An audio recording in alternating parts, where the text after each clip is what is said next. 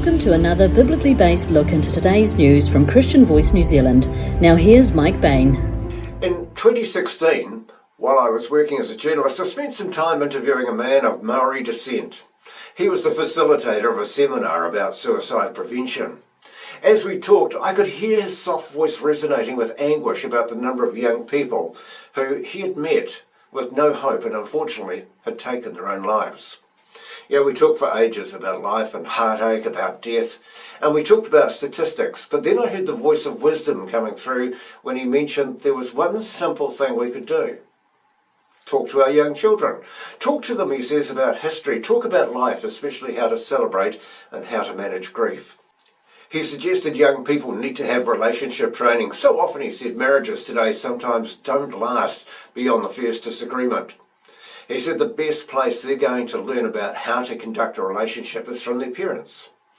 If they see mum and dad showing each other respect, then their children are likely to follow their example. But one of the concerns he mentioned revolved around communication, or should it be the lack of it? Oddly, in today's overload communication age, we have stopped speaking to one another. Young people sit in the same room and communicate using their phones, using abbreviated language. I had a friend who told me he was considering who he could invite around to his place to look at their phones. But our kids no longer know how to conduct a conversation. He made the point using this example. He said, boy meets girl.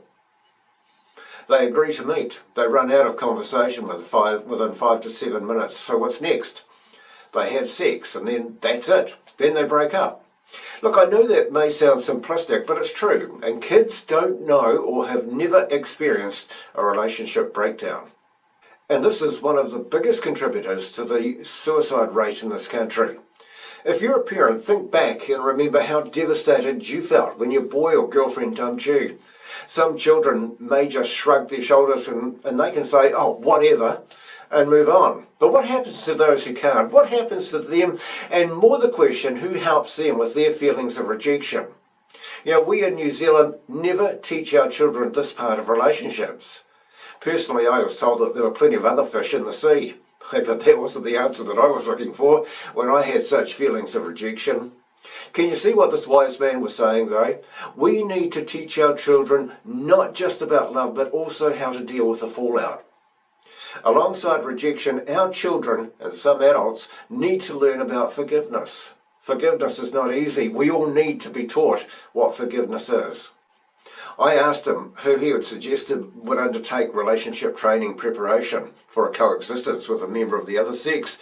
Well, he suggested the school should add it to their curriculum. So I asked, what about parental responsibility? Well, he agreed this is where it should happen, but like everything else, parental responsibility is left up to somebody else. He says it's difficult for parents to teach their children anything, simply because the children follow the parents' lead.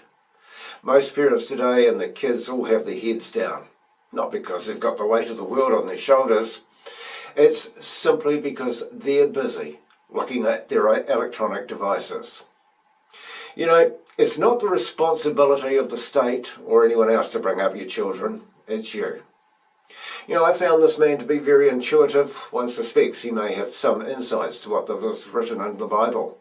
In Exodus 18:20, we're taught to show our children the way they are to live and how they're to behave. Deuteronomy 4:9 says, only be careful and watch yourselves closely so that you do not forget the things your eyes have seen or let them fade from your hearts as long as you live. And teach them to your children and to their children after them. Deuteronomy 11:19 talked about God's laws. It talked about teaching God's laws, but also life skills to your children, talking about them when you sit at home and when you walk along the road, when you lie down and when you get up. I'm convinced that every effort must be made in childhood to teach the young to use their own minds. For one thing, for sure, if you don't teach them, someone else will do it for you.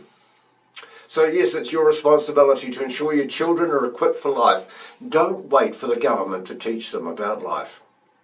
I had this conversation 6 years ago, and I've looked at the supposedly caring, openly and transparent government's response.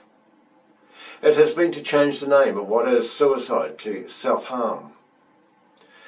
Then, like a lot of other things, they no longer report them.